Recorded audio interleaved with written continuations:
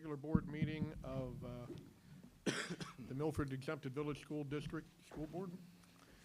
I'd like to call this meeting to order. Call the roll, Mr. Espy. Mr. Combs? Yes. Mrs. Mason? Yes. Mrs. Nolan? Yes. Mrs. Chestnut? Yes. Mr. Miranda? Yes, thank you. Let's stand for the Pledge of Allegiance, please. I pledge allegiance to the flag of the United States of America and to the republic for which it stands, one nation, under God, indivisible, with liberty and justice for all.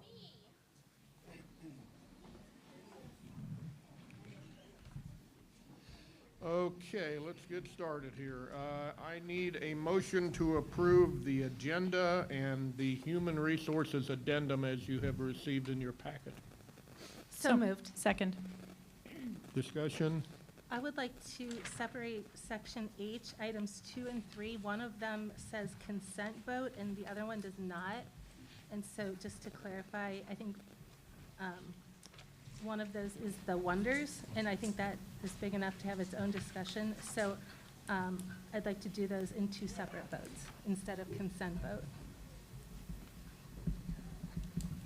I'm getting there. So you want to remove consent from H, item 2? 2. No problem there. So I have a motion and a second on the agenda. Call the roll, please. Mr. Combs? Yes. Mrs. Mason? Yes. Mrs. Nolan? Yes. Mrs. Chestnut? Yes. Mr. Miranda? Yes, thank you. I need a motion to approve the minutes of the organizational board meeting on January 5th, 2023. So moved. Second. Discussion? Call the roll. Mr. Combs? Yes. Mrs. Mason? Yes. Mrs. Nolan? Yes. Mrs. Chestnut? Yes. Mr. Miranda? Yes, thank you. I need a motion to approve the minutes of the board work session on January 19th, 2023. So moved. Second. Discussion? Call the roll. Mr. Combs? Yes. Mrs. Mason? Yes. Mrs. Nolan? Yes. Mrs. Chestnut? Yes. Mr. Miranda? Yes, thank you. I need a motion to approve the regular board meeting minutes from January 19th, 2023. So moved. Second. Discussion? Call the roll. Mr. Combs? Yes. Mrs. Mason? Yes. Mrs. Nolan? Yes. Mrs. Chestnut? Yes. Mr. Miranda? Yes, thank you. We're now ready for presentations. Mr. Johnson, Superintendent John Spicer. Thank you, President Miranda. Members of the board, it is my pleasure to introduce Mr. Josh Kaufman, Director of Fine Arts and Extracurricular Activities, for this evening's presentations. Thank you, Mr. Spicer. Board of Education, again, it's my delight to present to you some of our fantastic student artists from throughout the district. If I can invite all of our featured artists from Seipelt Elementary to please come up and be recognized. I'd like to thank, as they're coming up, Mrs. Casper and Principal Karaher for really recognizing and cultivating a culture of art in their building. If you walk through their hallways, there's art everywhere, and it's beautiful, and they do wonderful, wonderful work. So behind me, you'll see their artwork, which will be displayed in the main lobby here of the board office over the next month. And I would like to individually recognize each of them. We're going to go oldest to youngest tonight. So we're going to start with Logan Craver, who has the radial balance print in the middle there. Congratulations. And then I have Morgan Swindling, who has the owl embroidery right here. Morgan, congratulations. I have a second Morgan, Morgan Woodward. Morgan. Can I get a fist bump, bud? Morgan has the owl embroidery, second from the end, right? Congratulations.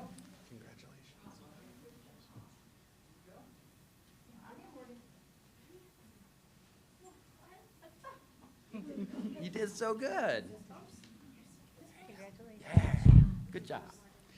We have Owen Lung. Owen has the weaving, which is on the end down there. Congratulations, Owen. Really good colors. I love that.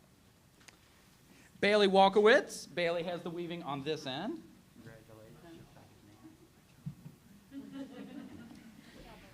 I have Maddie Kelly. Maddie has this symmetric butterfly on the right-hand side. Carly Walker has the other symmetric butterfly right here. Beautiful. Congratulations. And Allie Murray has the Henry Rousseau Tiger in the middle. Congratulations. Great work for our Seipelt featured artists.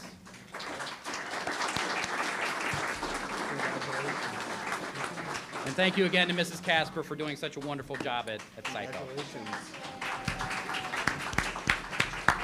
They're gonna step out and get some photos, so excuse them. Moms and dads, if you'd like to join them. And as they're stepping out, I will never turn down an opportunity to celebrate the arts here in Milford. So I'd like to share with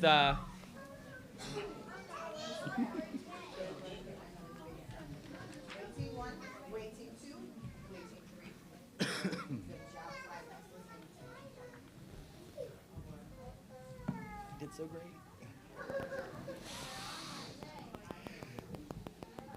So I never turn down the opportunity to celebrate the arts here in Milford. So I just 3 highlights I'd like to share with you. Next week on Tuesday evening, our Milford High School Chamber Singers have been invited to be the opening act for the American Choral Directors Association National Convention down at Aronoff Center. So they are the opening act for that. It's an incredible accomplishment for our program and a pretty cool experience for our students. Drama, we've got some big news. In a special collaborative project, I know I kind of referenced this last month, but our numbers have changed significantly. In a collaborative project between the high school and junior high drama programs, we have over 80 students that are going to be in Wizard of Oz the musical. I don't know where we're going to put them or how many Munchkin costumes that's going to entail. That's a lot of Munchkins. That's a lot of Munchkins and flying monkeys, but it's going to be tremendous. It is the last high school production in the Z. In the last 72 hours, we've sold 150 tickets. If you are planning to go to that show, you need to buy your tickets now. We fully expect that will probably sell out in the next 2 or 3 weeks, which is 2 or 3 weeks before that show opens. So the last show in the Z before we close that for renovation. And then finally, just to put on everyone's radar, April 21st and 22nd will be the Fine Arts Fair. Every year we hold that at the high school. Over 1,000 pieces of student artwork will be displayed. And this year will mark the first time at 5 o'clock on April 21st, we'll be holding our first Fine and Performing Arts Senior Signing Day. So all of our students that are going to be pursuing the arts, either as a career pathway or in marching band or in the theatrical players or whatever it might be at their university, we're going to recognize that accomplishment with a Senior Signing Day on April 21st. So you're all invited. That'll be our kickoff to the Fine Arts Fair. Thank you again for your support of the arts in Milford and creating these incredible opportunities for our kids. Thank you, Mr. Kaufman. Next up, I'd like to ask Mr. Jeff Johnson to come up, Business Operations. This month, we do have Bus Driver Appreciation, so I'm going to turn it over to Jeff. Thank you, Mr. Spicer. Members of the board, as Mr. Spicer mentioned, February 22nd is Bus Driver Appreciation Day. So it's a little bit later on this month. In the fall, we do celebrate Bus Safety Week, but this is particularly in appreciation for our bus drivers and all they do to keep our kids safe, to get them to school, to get them home from school. By far, the safest way to get your kids to school is to put them on a school bus.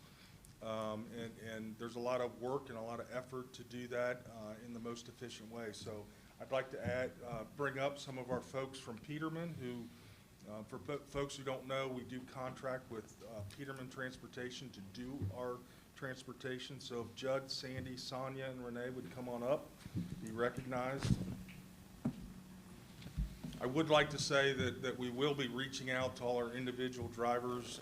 We don't have enough room to invite them all to come to a board meeting, but we wanted to bring in and recognize our leadership, and we will be reaching out and appreciating those drivers as we get to the 22nd. So we'll recognize them individually, but just wanted to say thank you for all you do, and you make my life a lot easier, so thank you.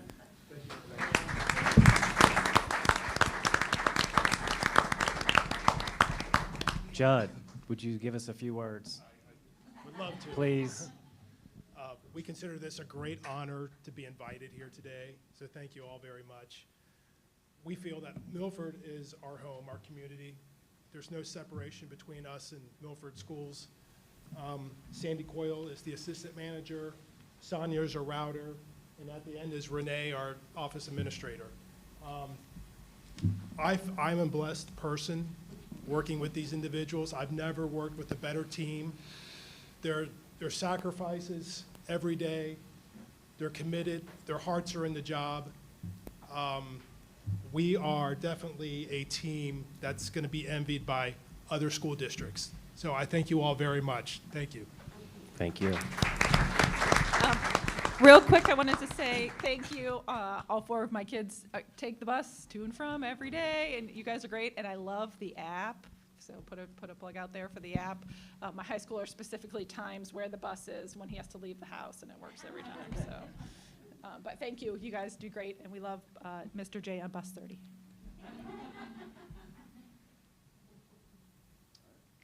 Thank you.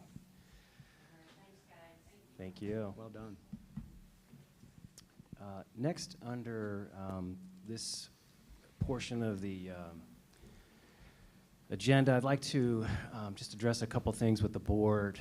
We've had a few emails this past week regarding gifted education here at Milford. I just wanted to just clarify some things for everyone while we have this opportunity open mic. Just to be very clear that we are not cutting gifted in grades 3 through 5. There's no one that wants to cut that. There are no changes whatsoever to our math cohort. That stays the same. However, there has been a change in our model in 3 through 5. The shift is gone to a combination of embedded and pull-out. So those students receive a full week embedded within their classroom, and then they're pulled out opposite week as well. So that is a change there. I also want to note that 6 through 8, there has been an English language arts resource called Amplify introduced to 6 through 8, and that brings additional rigor to the classroom. It increases the number of books our students read, as well as the complexity of the text that they are reading. It allows for differentiation to take place and individualization. I said that. Students do not necessarily have to be separate from their peers to receive this instruction that is appropriate for them. I think most importantly, what we have found out and why it was selected by our teachers was that there are 5 levels of differentiation in every lesson, and so there's flexibility in real time for our students and our teachers. And again, I'd like to reiterate, most importantly, that our teachers help select this item, and they're the experts. And then lastly, our 7th grade students, about 65 to 70% of our students are in honors courses and ELA honors at the 7th grade. There's a difference between honors and gifted. Anyone can be in honors, but not everyone can be in gifted. And so our teachers at the 7th grade want to teach all of our students to that level. And so we believe that this is the best model going forward, and we're going to support our teachers in that decision. We also know that other high-performing schools have dropped that as well, the name, if you will. I'm super confident in our teachers and their ability to prepare our students for whatever's next in their stage of learning. And most importantly, we are going to continue to monitor the effectiveness of all of our programs, this program as well. We're going to look at data, talk to our staff, talk to our principals, and then we will communicate with families in May if there will be a change to gifted programming 3 through 5, and then potentially 6, 7, and 8. And that's it. John, a quick comment and question maybe for yourself or Mr. Espy. We learned in committee a couple of things, and thanks for the differentiation between honors and gifted. I think that sometimes gets a little bit confused. In our gifted program, and I don't remember, John, so help me here, is it the 3 through 5 gifted students, they went from meeting once a week to now every other week, is that correct? They met every day. Every day? Every day. And now they're meeting? Every day, every other week. Every day, every other week? Yes. Okay, I see. A rotation. So just, that's the one change that I recognize. And something else I think is really important to note, and I'll turn this over to our treasurer. Mr. Espy, in what ways are gifted services funded by state or federal funds? So gifted funds flow through our foundation payments.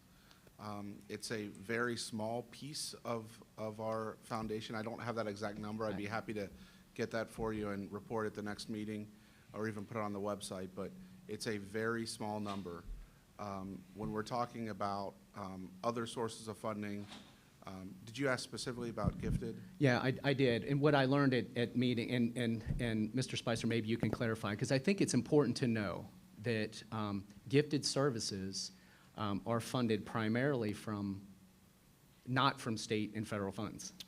And that was something that I learned, and it was very interesting piece of information. I just want everyone in this community to understand that it's not funded as some of our other services are, correct? Correct. I just want to make sure that even though we're talking about funding, decisions made about how we're delivering services definitely had nothing to do with funding and et cetera. Right. So, but yes, the answer is. Yeah, I don't want to confuse the two. I Yes. think it is very important to understand that it is funded this much, and I'm squeezing my fingers together as hard as I can, gifted services for our students from state and federal funding. And how do we combat that? It's letters to our lawmakers. We encourage them to support all the services at our school, including gifted students, and that's what I'll encourage the public to do. And I just want to make that point, and thank you.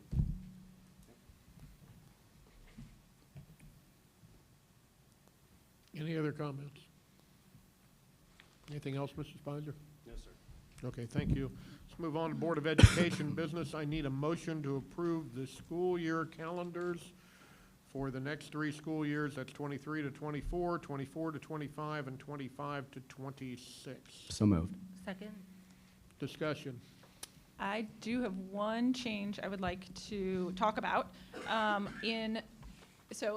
Election-wise, in May of odd year, so May of this year, and May of 2025, there is not a guarantee. So I propose, on that calendar, it has it as a remote learning day, and I say that we just make it a regular day, because we don't know if there's gonna be an election. I would rather, if we have a need for a remote learning day because of weather, because the teachers need more planning time, I'd rather use it like that. So are you proposing just an additional flexibility? Let's call it a regular day, and we can, if we need to, adjust, correct? Yes, I actually think this is a great idea, and Krista and I are going to attempt again to meet with the Board of Elections because we have the 2 schools that make it really difficult to separate voters and students. So if we were to have something on the ballot in our school district, or that would affect our, not a ballot issue from the district, I think you know what I'm saying, that we're going to ask that they maybe use this facility instead of Cypelt, and then maybe find an alternative for Boyd. I think it's a great idea.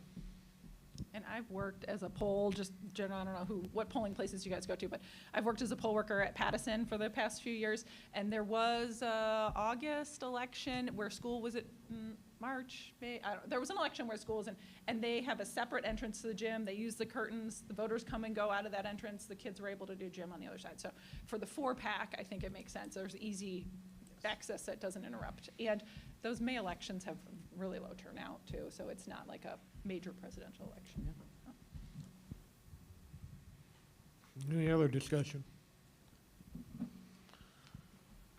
So we need a motion to amend the schedule for 2024, 2025 to take, I didn't catch the date, Emily. May 6, 2025, May 6th, and make it a regular school day.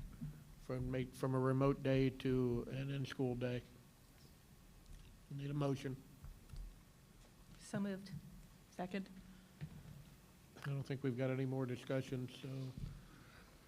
Mr. Espy, would you call the roll, please? Mr. Combs? Yes. Mrs. Mason? Yes. Mrs. Nolan? Yes. Mrs. Chestnut? Yes. Mr. Miranda? Yes, thank you. We'll push those out tomorrow. So now that they're approved, we'll make sure everybody sees them, and we'll push them out. Thank you. Okay, very well. That brings us to our first public participation.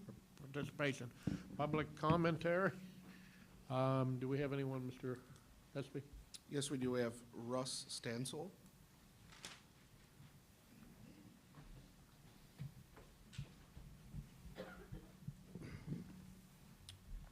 Hello, I'm Russ Stansel, 1438 Nauticus Cove. Here today as a concerned parent in regards to the Wonders curriculum that's been proposed for the elementary schools in our district. On the surface, Wonders looks innocent. Kids are being taught the proper curriculum. But at the bottom, it is psychological and sociological programming through what looks like education. Right from the McGraw-Hill Wonders website, it states, quote, "We allow teachers to reflect critically on social norms, values, and institutions that produce and maintain social inequities. The culturally responsive lessons in Wonders frames our instructional content alongside key aspects of DEI, diversity, equity, and inclusion, to enable and support the important conversations taking place in our classrooms," end quote. This DEI teaching has been manipulated to push policies and agenda that expressly favor some demographic groups to the detriment of others. Countless studies have showed this DEI teaching is actually having the opposite effect. Furthermore, it goes on to say, quote, "We believe this work is critical to infuse every child's education and all areas of the curriculum with resources and tools needed to help students and teachers build a strong community that values empathy, understanding, justice, equity, and social action," end quote. Kindergarten through 5th grade curriculum. Is this the school's job to manipulate the kids' emotional and psychological state, teaching them that they are oppressed or privileged based on their skin color? We need to rid our kids of this toxic ideology. To me, this is just another attempt to rebrand and implement CRTs in our schools. We don't need this stuff in our schools influencing the very worst things in our country. I do not want my children being taught these ideas or theories, and with that, I ask the board to vote no on the Wonders curriculum. Thank you.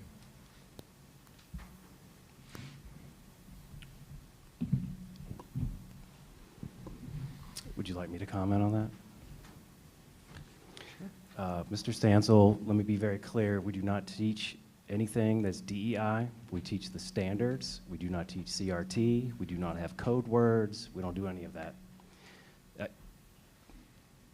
Yeah, your time's up, but I'll talk to you afterwards if you want to stay, and we can have a discussion about the Wonders program. I guess we're not psychologically programming any students. We teach the standards. It's a resource, and that's it. I'll leave it at that. Yep. I guess I would ask you in front of everybody is, where were you the last month? You had an opportunity to come in. It's been in every school building. It's been out front. No one's come to look at it. No, not at all. But why would you wait to come here and not have a conversation with the folks that are the experts? No, you're not right. Yes, I mean, we listen to our community. Okay. Okay, very good. Anyone else? No. Nope. No other public That's it. commentary? Okay.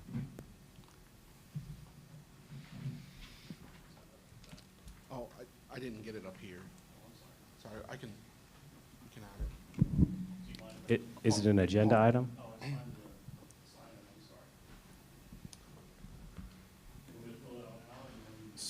Sir, isn't it an agenda item? Okay. Okay. That's not an agenda item. The gifted program? It would be in the second set of public. So if you want to fill that out, we'll recognize you then. Okay, let's move on. Going now to the treasurer's report, Mr. John Espy. Did you want to go ahead and do a motion and second, and then I would talk about all the items together, or just go ahead? I think we have it set up as Okay. all one. Sounds good. We will certainly talk about each one of them, I believe. Okay, sounds great. So first of all, I want to recognize Jenny, our payroll manager, who is exiting and going, leaving us tomorrow, and I just want to wish her well and just say thanks. It's been great getting to know her, and she's top-notch, so best of luck. I also want to say a huge thank you to the Treasurer's Office team who allow me to do what I do every day. They're awesome, and I just want to recognize those individuals before I get started. Looking at the at the report, we're at 58.3% through the fiscal year. Our operating fund had an investment income of $108,253.38 for a fiscal year-to-date total of $269,072.65. The construction fund saw $1,116.44 for the month, and with a fiscal year-to-date amount totaling $601,168.03. It should be noted that we have reinvested over $22 million of the $44 million that came due in November. It's becoming a little bit more difficult to get the rest of the items just because we're fitting it into the construction drawdown schedule. But I did want to bring up the fact that we are starting to see rates as high as 5.2% of return on some of our latest investments, so that's a good thing for the district.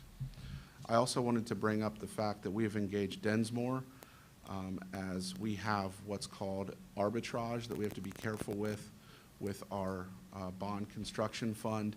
Essentially, due to timing, and this is very common with school districts that are going through a build similar to ours, what we have to do is essentially pay the federal government back for a portion of investment proceeds that we receive until at least a certain percentage of those funds are expended. And since we're just now getting started with some of our larger expenses, we will have to set aside some of the investment proceeds and pay that back at the end of the project. So just want to let everyone know about that. Okay, moving on into, I wanted to talk about the 5-year forecast.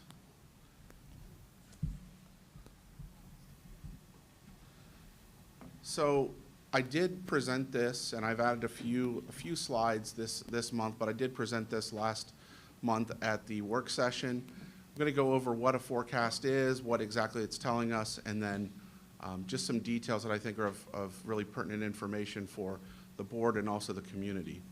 When we look at what the forecast is and why we do it, it's required by Ohio Administrative Code and Ohio Revised Code, and it's required to happen by November 30th for the first filing and May 31st for the second filing. I'm bringing to you an optional update because I feel that there are changes that are large enough to warrant filing a new or amended forecast. It should be kept in mind that this forecast is only looking at the general fund. It's not looking at any of the other funds that we have as a district. And you can see we have bond retirement fund, we have 400s or the state grants, 500s or federal grants.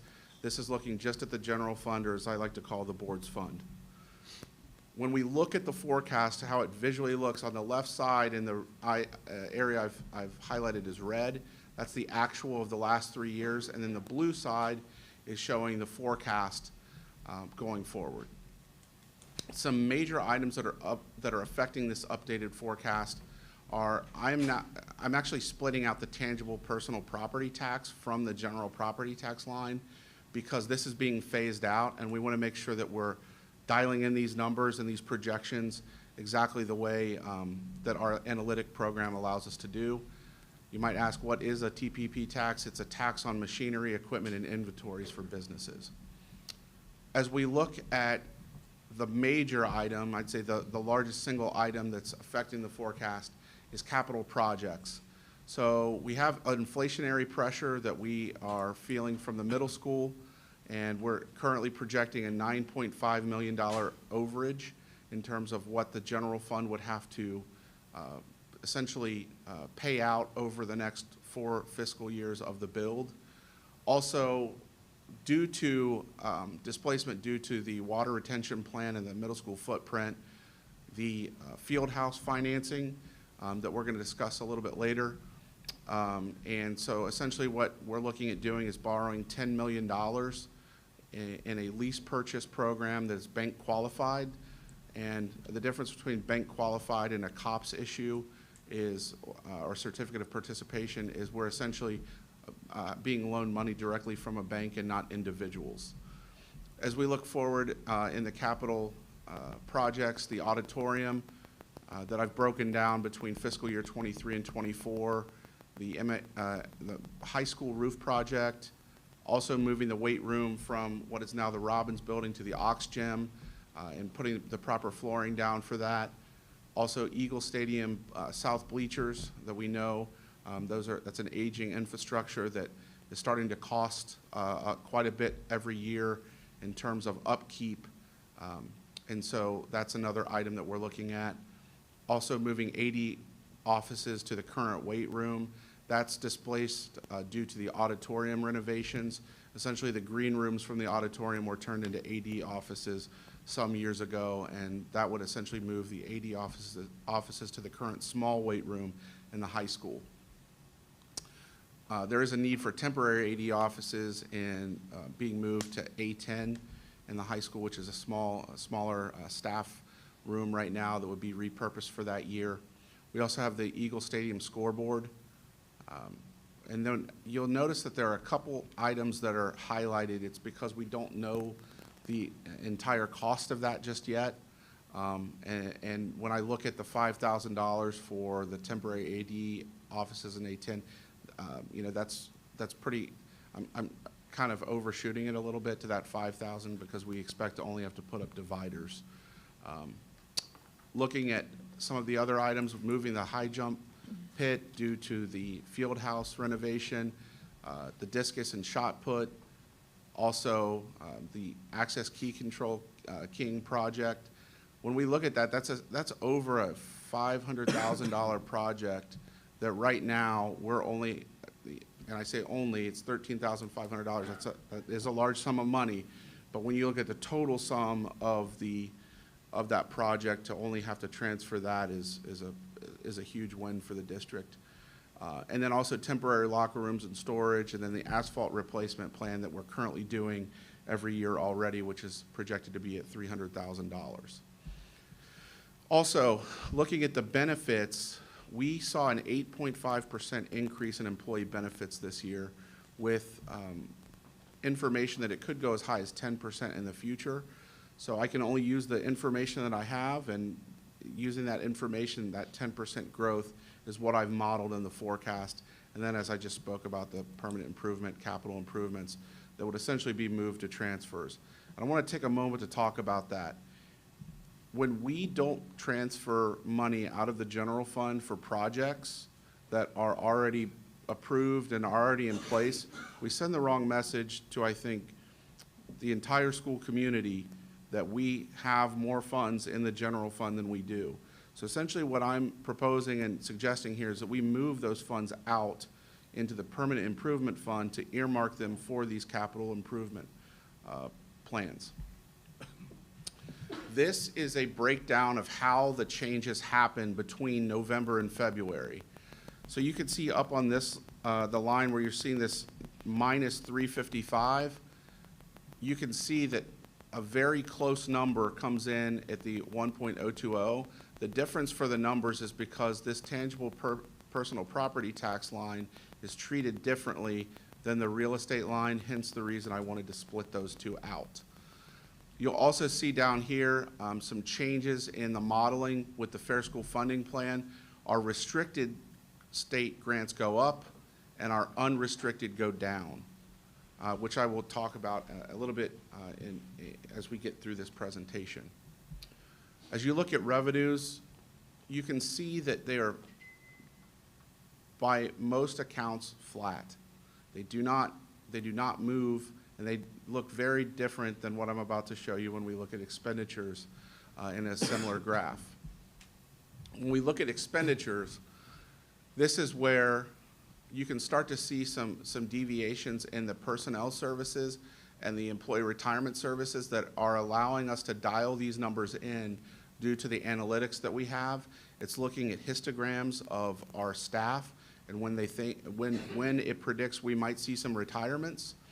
And so when we look at that, that's where we're seeing these numbers change or just dial in a little bit closer due to those analytics that we're using. Of note, I also want to talk about this change here that you see in purchase services. This is because this number gets brought into the number below and the operating transfers out. Also, this $700,000 that is a negative now, that's essentially a negative expenditure, so we're lowering that down to 0 because that was lost. And so since we've gathered more information, we've brought that out and again, utilized transfers to get into the permanent improvement fund to pay from that fund. When you look at expenditures, as I noted, you can see that they are much more volatile, and it happens really in '24, where you can see a large number of transfers have to go out to meet the needs of those capital expenditures. Whenever we're looking at forecast, it's important to look at our staffing and enrollment trend. What the top line is showing us here is that is our district enrollment. And you can see a dip in '21, which most districts saw due to COVID-19. But what you're also seeing is that our staffing is reacting to the district enrollment changes. And actually, as the enrollment went up in '22, our staffing levels went down. And this is looking at primarily our teaching staff, our 230 EMIS codes, which would be teachers with students tied to them, or our intervention specialists that are in the classrooms. When we look at the Fair School Funding Plan, the thing to note here is when you're looking at fiscal year '21, this area right here, this peach color, is our unrestricted funding coming in from the state. And the green area is our unrestricted. Notice what happens, this number goes up slightly, however, this green shade becomes much larger. We have much more restricted income and less unrestricted income. And that leads to some challenges that I'm going to get into as well. We are what's considered a guarantee school district, meaning that the funding formula that was passed in '21 does not actually, our income is not actually calculated on it. It's based off of the guarantee of the year before the Fair School Funding Plan went into place. As you can see from this chart right here, we fall here, but there are around 250 school districts that are not receiving any more money than they received in 2021 due to the Fair School Funding Plan, whereas all the districts on this side are seeing that income. If we did not have the guarantee right now, we would be getting $5 million less per year than we are right now. So as we talk about the Fair School Funding Plan, which many of you might know is phased in over 6 years, it doesn't help us to get fully funded on that formula because we are guaranteed. And ironically, the guarantee is not a guarantee going forward. It's only a guarantee for right now during this biennium budget or during this phase of the Fair School Funding Plan. When we look at our district enrollment, it is going up. We are one of the very few districts in the state where we're seeing increased enrollment. On average in the state, enrollment is dropping by 3%. So for us to be a guarantee district, meaning we will not see any more income and have an increasing enrollment, we have challenges. Also with the Fair School Funding Plan, it established base cost. When we look at base cost, it's for us, it's unique for every single school district. It's $7,258. And the state says that we will give you 32% of that, and the other 68% has to be locally funded. So what I like to do with this is look to see what our expenditures per pupil actually are and compare us with like districts that ODE groups us with. And when you look at the districts we are grouped with, we are below average, and we're actually the second lowest expenditures per pupil in that grouping. It's great to look at like districts, but it's also important to put it in context with some of our local districts. And when you look at our local districts, we're still in the bottom three when we're looking at Indian Hills, Sycamore, Loveland, Goshen, Forest Hills, Oak Hills, and West Claremont. But we are still below the average in expenditures per pupil. Another form of measurement is performance index. And I've put on this slide exactly what performance index is measured with. It's achievement, progress, graduation, gap closing, improving at-risk K through 3 readers, and prepared for success. It's basically looking at all students whether or not they reach a proficient status. But when you look at Milford and our performance index versus our operating expenditures per pupil, we can actually plot our local districts. And this, I want to take a moment to talk about what this is telling us. This is the average, this line as we go across the x-axis. That is the average performance index score. This y-axis line is our average per pupil spend. So when we isolate where Milford is right here, you can say that no district spends less and achieves more in our local compared districts. I think that that's an important thing to highlight. I want to take a moment as I wrap up here to talk about cash days. If cash days are a measure of health for school districts, and it basically is measuring how long could a district survive without any additional income. And as we look at how to calculate this, we take the total expenditures, which is line 7.020 on the forecast, and we divide it by 365 days, and we come up with 1 day of expenditures. Then we take the cash balance, which is, sorry, I said that backwards. The total expenditures is actually 4.5, and you essentially take the cash balance, which is 7.020, and divide it by that 1 day of expenditures. So when we look at this current forecast that I'm bringing tonight, we see we're at 164 days currently, and it drops quickly until we're actually negative cash in fiscal year 26 as we end the year, and far more negative in fiscal year 27. This is a busy chart, but let me take a second to explain exactly what this is telling us. In our local districts, the green bars are representing cost per day. And notice down here, I'm highlighting fiscal year 22 and fiscal year 27. So the last actual year of the forecast and the final year of the expected or the estimated years. When you look at Forest Hills, increasing. When you look at Goshen, increasing. And we can all see that every single district has an increasing expenditures per day. What the purple line is showing us is what the cash does over that time period. So as you see, our cash is dropping quickly. And some districts are in worse shape, but I'm worrying about Milford. When we look at the abbreviated forecast, I do want to say red is not favorable. So when we look at our revenue or surplus, we're in deficit spending as we go all the way through this, and this is actually 7 years. And I think it's important to see what happens out here to our cash balance. When we look at this chart below, the orange section is fiscal caution, there's fiscal watch, and fiscal emergency. So you can see by doing nothing, the district would be in fiscal watch in fiscal year 24 and fiscal emergency in fiscal year 25. This is another busy chart, but bear with me, I'm going to explain it. If we look at every district in our local comparison that I just showed you, this is mapping out what their cash is looking like.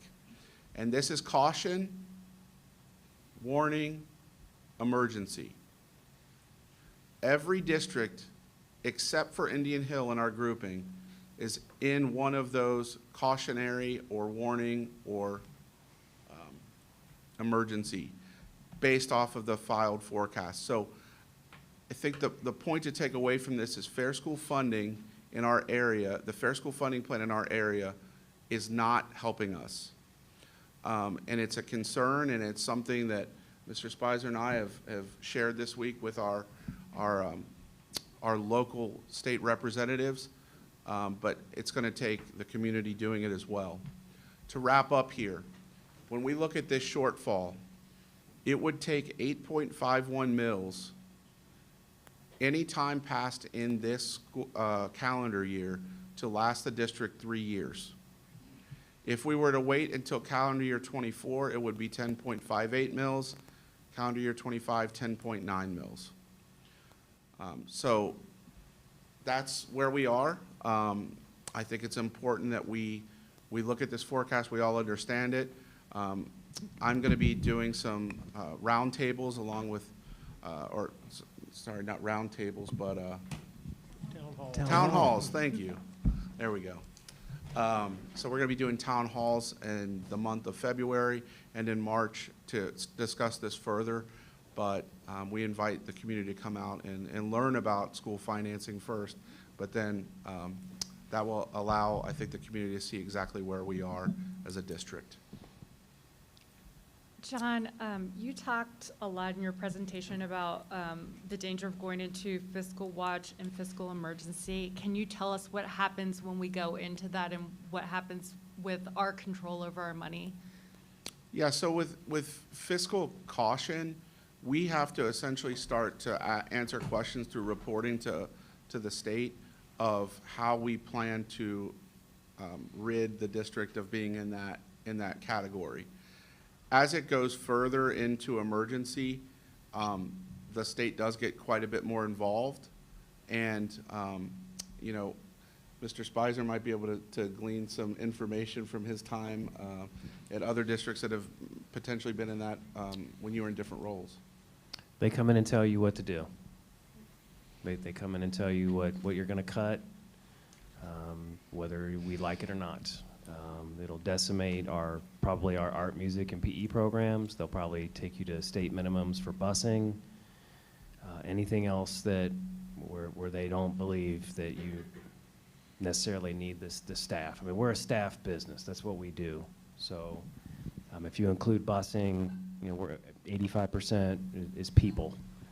Is what we do. So that's where those cuts come, and they come in and they pretty much tell you, like, you all have to still vote on it, but you really don't have a vote. The vote is yes, and you make those cuts. As Mr. Espy said, Little Miami eventually passed a 13-point-some mill levy, and I suspect they'll be back on the ballot in the next year or so, having conversations with their superintendent. So they would do something like, looking at you could only have 5 second-grade teachers or something like that. I think they would come in and say stuff like, you're going to pack as many kids in a classroom as you can, potentially cut art, music, and PE. It's not an option. Shutting the building down at the end. Like at the end of the day, the buildings are shut down. Pay to play goes to $800 or $900. Band goes to whatever X amount of dollars. In order to have those extras, John would have to calculate, this is what it costs us to do the extras, divide it by whatever, and then that's what it's going to cost you to participate in that activity. Lights are off as soon as the school day ends, and that's it. I mean, it's definitely not what this community wants or needs, and we're going to do everything we can from our end to make sure that we don't cut any of those things. So, John, I know there's 2 Johns over there, so I have to start calling you by your names. Mr. Espy, what I've learned in the past year or so about public school funding is our state significantly underfunds public schools, not just Milford, across the entire state. And what I've learned is there's a mix of funding in 4 basic buckets. Tax revenue that impacts everybody in this room and our friends and family. State funding, federal funding, and grants. Fair to say that's our 4 buckets of revenue at a high level, yeah? Yep. Public schools, what I've learned as well, pass operating levies every 3 to 4 years across the state to make up for the shortfall in naturally occurring inflation, basically aligned expenditures. They pass these levies every 3 to 4 years, and isn't it true we haven't passed a levy in 10 years? Is that right? It was May of 2013. May 2013. yes. May of 2013. We haven't asked for one. It's not that we've had any that have failed, to clarify. Thank you. Which is remarkable to me, and one of the things that I've asked you with some of the new analytical tools is to show us some of the great decisions we had to have made to not have to ask for more. So I'll be encouraged, and I think a lot of our taxpayers will be as well, to show some of those times over the past 10 years where we've made some good decisions, because it's a pit in everyone's stomach, and it should be when we have to go to the box and vote for more tax dollars. It's sad that our state doesn't fund us more than they do, and isn't it true we are characterized as a wealthy district when we look at base cost and the funding model? Milford is classified as wealthy, is that correct? Yeah, so we're being funded at 32% on the dollar from the state. Yeah, so 32% on the dollar, where other districts that may not have the same income construct that we do may be at 45%, or I'm just guessing. And there are very wealthy districts that get funded 5%, even though the funding formula says that they don't need it, because it's statutorily required that they get at least 5%. So there's that too. Okay. So our expenses are going up. Our revenue, again, tax revenue, state, federal funds, and grants are staying flat, relatively, and it's putting us in a really difficult spot. And I'll just encourage you and encourage the public to show up at these town halls, ask the really, really hard questions, ask where's the money going, right? So we can really, really dig in and understand. It's some of the questions that we've been asking as a board in these finance committees for several months.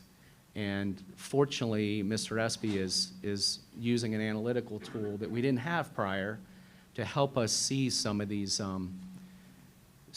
wins that we've had over the past few years, and help keep us as fiscally sound as we can. I mean, all of these things are getting scrutinized. I know that I drive you guys crazy, and Mr. Spicer said, hey, we're all on board, Jerry, in our finance committee. He said, we're all on board with scrutinizing every dollar. I'm like, well, good, because we have to be. So I want to make a couple more comments, because I try to make this as simple as possible for myself and for others, and because it can be very, very challenging to understand how these schools are funded. And it's a travesty that our state doesn't fund us more. Not just us, but any school district in the state. So how do we change it? Not by my words, but by writing letters, making phone calls, and asking this funding formula to change and be a little bit more supportive, instead of so much burden falling on our taxpayers. I mean, a significant burden's falling on our taxpayers in this district, and it should make you as, I'm not going to say agitated, as angry as it does me. If I may add to that, Mr. Combs, the DeRolf case, for those of you in the audience and listening, was decided by the State of Ohio Supreme Court that schools could not be funded solely, or the burden on the taxpayers, local taxpayers. It's unconstitutional. It has never been fixed. 20-some years later, here we are. Mr. Espy and I, Krista Boyle, we've met with Adam Bird, who is the chairperson of the Primary and Secondary Education Committee. We met with another representative out of Warren County, Adam Matthews, today. We're reaching out to Jean Schmidt. I would ask you to reach out to her. Take the burden away from yourself. This model pits us against you every time we have to go to the box, as Mr. Combs said. So I would ask that you reach out to them, talk to them about the fair school funding formula. And oh, by the way, the state is sitting on $6 billion in the rainy day fund. $6 billion. That's your money, his money, my money, all of our money. Not Governor DeWine's, not the state's. It's your money. And this is where it should be going, not just to Milford, but to all districts. I do want to add something to that as well. You might have seen the recent budget draft that has come out from the governor. Number of things are funded in there, but they're all almost all of them that I understand them to be within the formula. So if it's within the formula, we're on a guarantee and we get none of it. So when we talk about, there's talking about funding additional SROs, at best, if it wasn't outside, if it wasn't wasn't in the formula, it's going to be funded at 32 cents on the dollar in the current iteration. So I think that that's important to understand as well. Real quick, I just want to say that I appreciate that Mr. Espy's been knee-deep in the Fair School Funding Plan for many years before he came to us, and his review and his white paper that he shared with us that I had shared after OSBA last fall with everybody. So he has extreme knowledge that Milford is now benefiting from, and he can help us have these conversations with our state legislators and talk to people to really help get some of the school funded.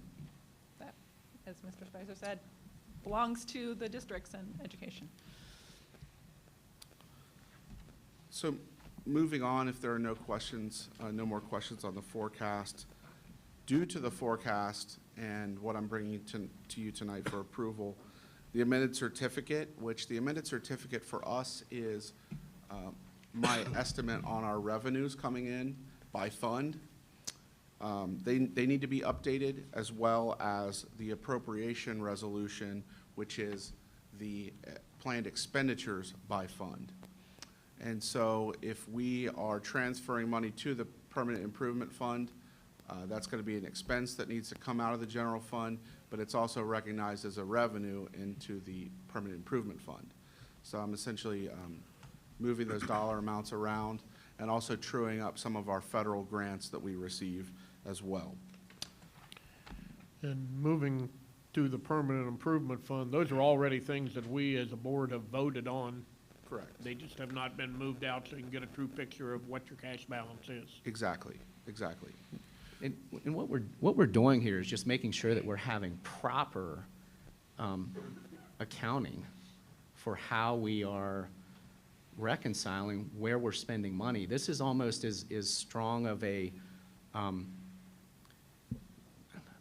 I guess when I look at this is let's audit, let's be prepared for proper auditing by moving this in the place it's supposed to be, so we're not misrepresenting. We've got this huge general fund when really there's a percentage of it that needs to be allocated to permanent and capital improvements, and we've not done that yet until now.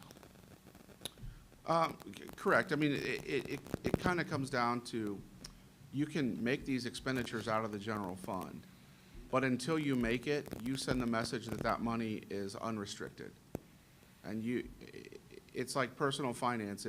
If I have a savings account with $2,000, but I know I'm going to spend $1,000, most people are going to move that to their checking account so they can spend it. Right now, we're keeping it all in the savings account until the last minute and then spending it out. So there's really not an audit concern per se. Yeah, but that was a poor choice of there's words, a yeah. there is a perception Yeah. issue, I think. Yeah, that was a poor choice of words. I agree. Yeah, thank you. And then moving on to number 5, which is the resolution authorizing lease purchase borrowing. That is the discussion that I had earlier regarding the field house financing of $10 million. That would be a $1 million payment for 15 years based off of the current interest rates that we're seeing. For 10 years or 15? It would be 15 years, yes. 10 million for 15. 10 million for 15.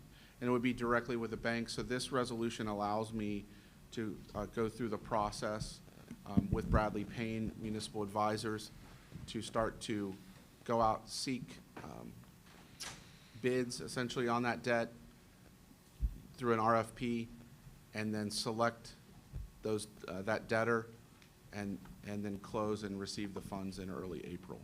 And I'm trying to remember, because you and I have talked about COPS as well. We do not have prepay penalties on this, correct? No prepay penalties. And there's also an item within this that allows us, since we don't plan to borrow any more the rest of the year, to receive a lower interest rate.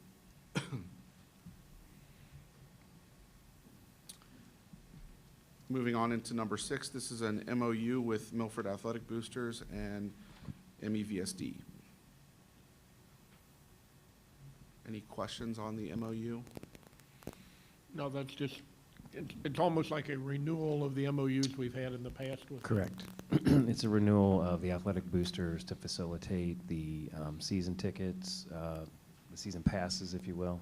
My apologies. First 30,000, and then anything beyond that comes back to Aaron. Mhm. And then they run concessions. So that's sort of their territory.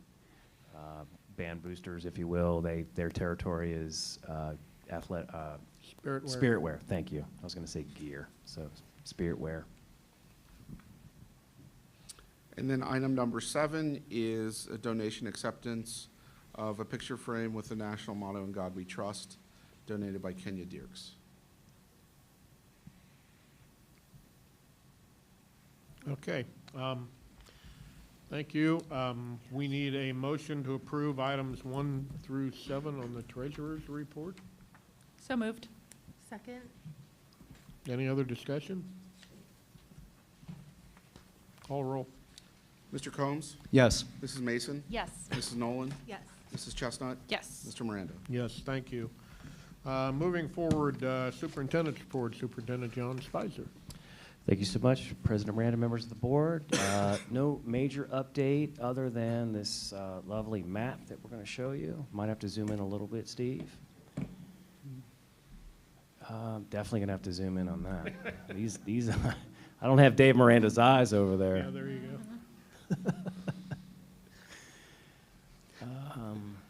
Yes, if we could, yes, scroll, yep, thank you, that'd be great. Yep, perfect.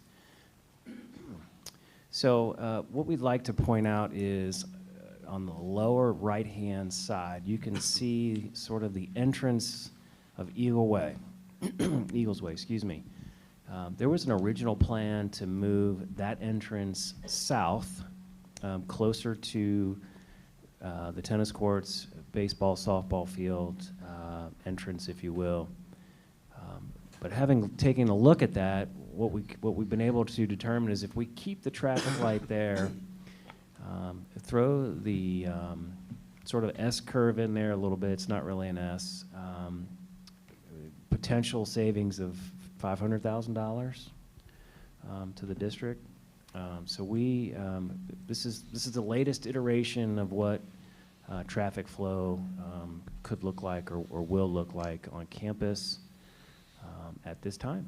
So basically, the light stays where it is right now. Yes, the light will stay where it is right now.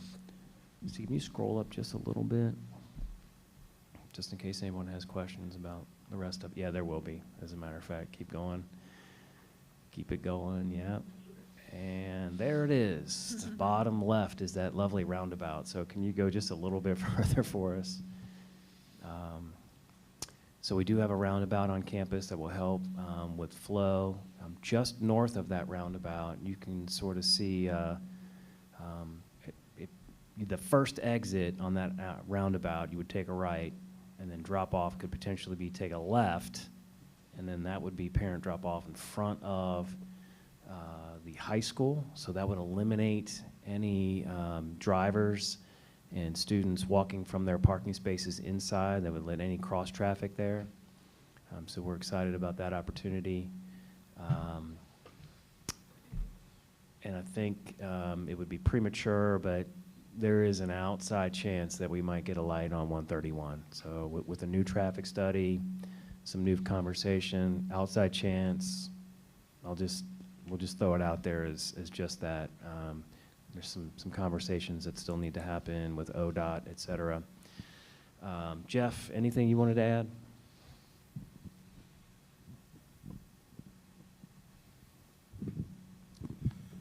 I think you covered most of it, Mr. Spicer. I just, the biggest goal that we've got on this site circulation plan is to separate cars from buses from pedestrians. There's stacking of cars.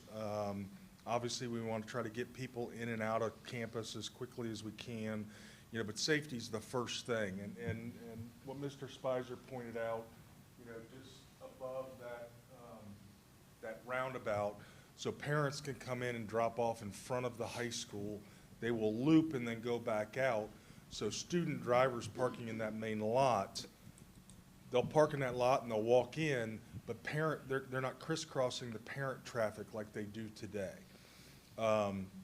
And again, as Mr. Spicer noted, you know, originally we looked at moving the traffic light south on Wolf Pen. Saves about $500,000. It also, it makes construction a lot easier. That wasn't gonna happen probably until summer of '24, just from a permitting standpoint. So we were gonna have to put, that S-curve was gonna be in for a year anyway, then we would have had to tear it out. So you're kind of throwing money, I don't want to say throwing money away, but you're spending money that you're then going to tear out. So I think that makes a lot of sense. And as Mr. Spicer mentioned, with the traffic study, we just got back within about a week ago.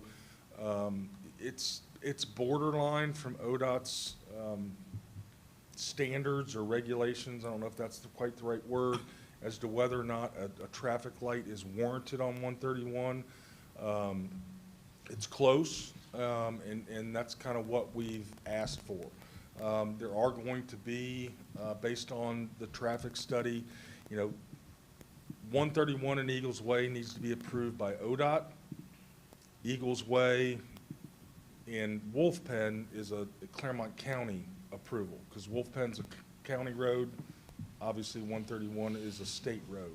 So that traffic study will be submitted to both of those jurisdictions. They'll come back with comments, and we'll kind of work through what that looks like. We are hopeful that that light at Eagles Way and 131 will be approved.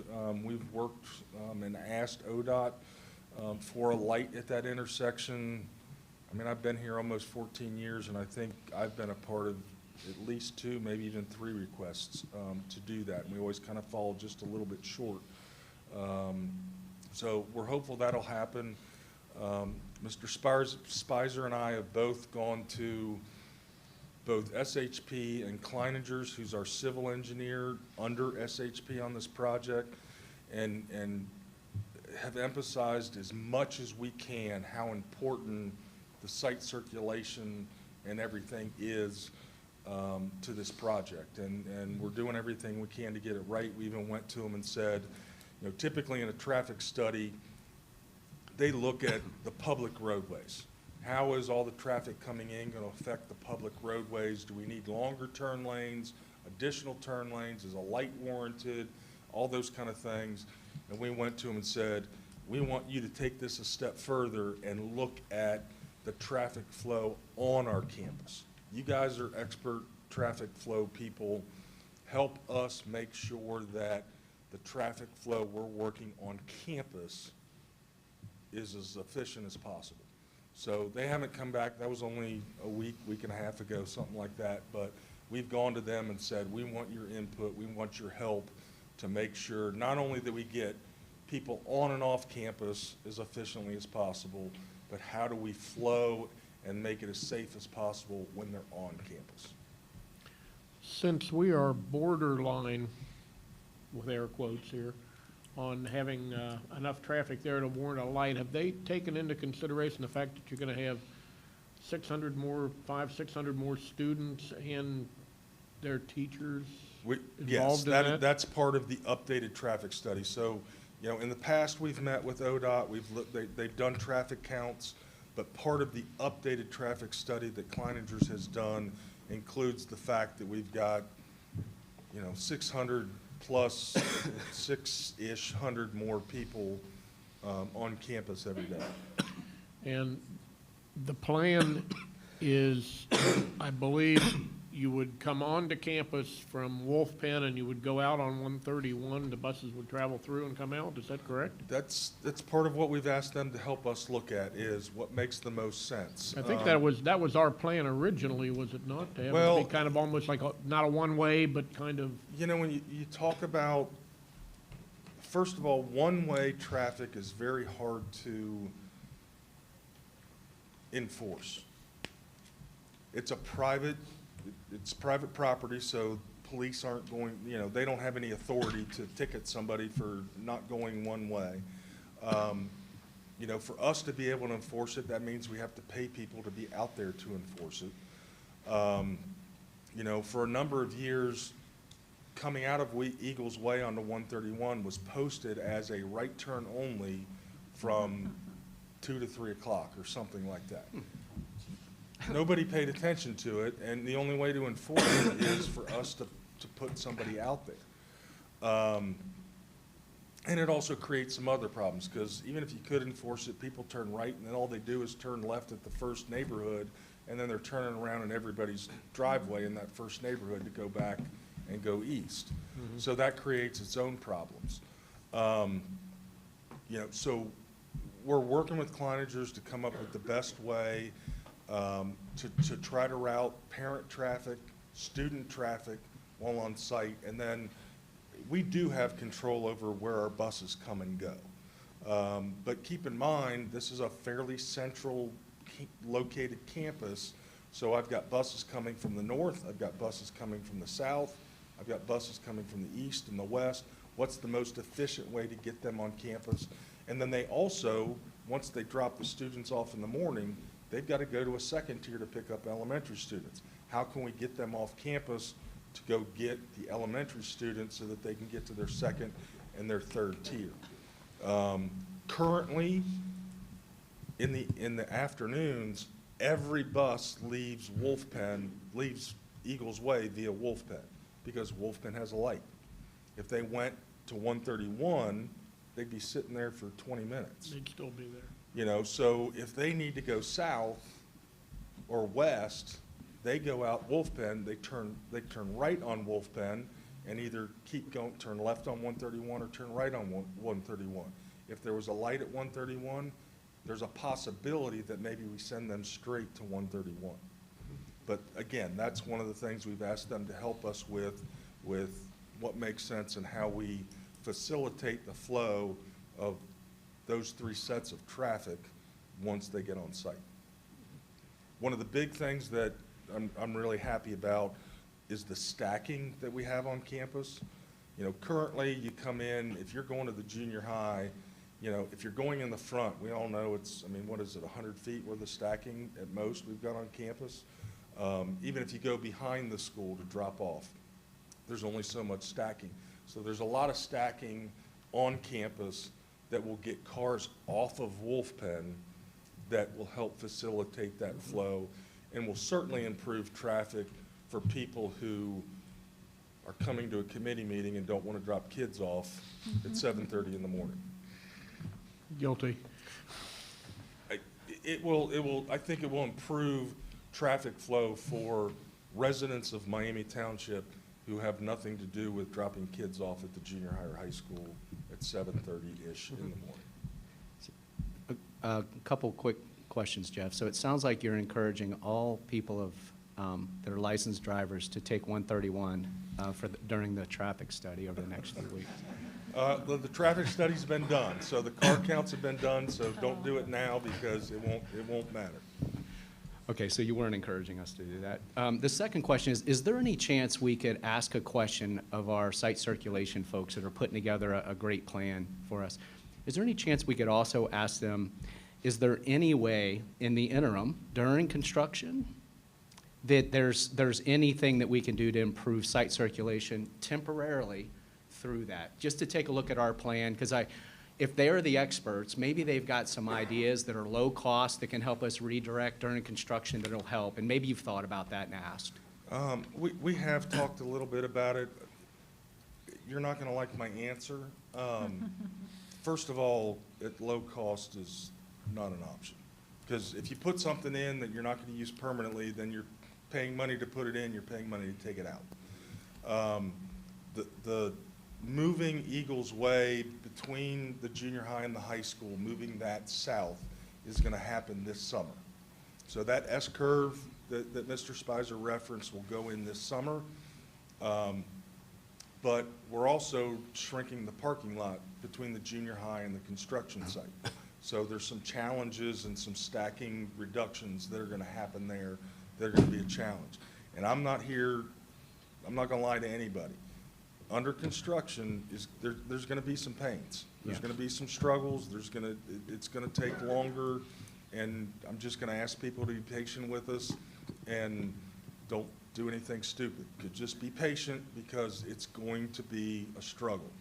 The summer of '24, the work on the south side of Eagles Way, the roundabout that Mr. Spicer pointed out, that'll go in the summer of '24. So I think some of that efficiency for the second year of construction from '24 through completion in '25 will be there, but not right away. And we can always encourage people to take the bus, because then that means less drivers on campus. That is true. It also means more buses. You know, on campus, you know, we've got 1,000 students at the junior high. We've got 1,800 students at the high school, obviously all the associated staff. You know, it's just like going to a Bengals game. It takes a while to leave, and I just ask for patience, you know, and we're working as hard as we can with some pretty smart people to try to make it better when we get done with this project. Yeah, my idea of low cost is cones, paint, signs. Jerry's going to be out there with to a be reflective clear. vest. You're assuming that people pay attention to cones and paint. Well, good point. All right. Any other Thank you. questions? Thanks, Jeff. Thanks, Jeff. Okay, moving right along. We're going to Human Resources business. Superintendent Spicer. Thank you, President Miranda, members of the board. Asking for your approval of items 1, 2, 3, and the addendum under Human Resources. I need a motion to approve items 1 through 3 plus the addendum as you have received. So moved. Second? Discussion? Another opportunity to remind Oh, yes. everyone. I'd be remiss if I didn't. In our committee meetings, we discuss these things, those of us that are assigned to them, and then the ones we aren't assigned to, we do show up, but that's where a lot of the discussion happens. So as we vote on these items, they've all been discussed, and all of us have had a chance that were in these committees to ask questions about all these different line items, et cetera. So I just wanted to point that out quickly, that as you see a vote yes or vote no for these items, we've had a chance to review these and ask questions. And to give you kind of a little idea of what our last Thursday looked like, we started at 7:30, we had another meeting at 8:30, we had another meeting at 9:30, we had one at 1, we had one at 2, and we had one at 3, I believe, or somewhere that. We had 5 meetings in one day. So different board members coming and going as they needed to. Some were here for all of them, so it's a busy day. And Mr. Daniels, can you turn the light up? Thank you. I was about ready to grab a pillow and a blanket here. So yeah, it is a long day for the board, but it's a very productive day. And we talk about a lot of things, and there are a lot of synergies between the meetings. One meeting follows another. There's a lot of synergy on those, so. Okay, so I've got a motion and a second. No other discussion? Call a roll. Mr. Combs? Yes. Mrs. Mason? Yes. Mrs. Nolan? Yes. Mrs. Chestnut? Yes. Mr. Miranda? Yes, thank you. Moving on to curriculum and instruction, and we have had a change approved for the agenda. We're going to do each one of these separate, it would appear. Yep. So, Mr. Spicer, take it away. Yep. Asking for your approval for the foreign exchange students as listed. Rodrigo Lopez of Spain and Chao Min Tran of Vietnam. Okay, I need a motion to approve the 2 new exchange students. That brings our total to 3. So moved. Second. Discussion? Call a roll.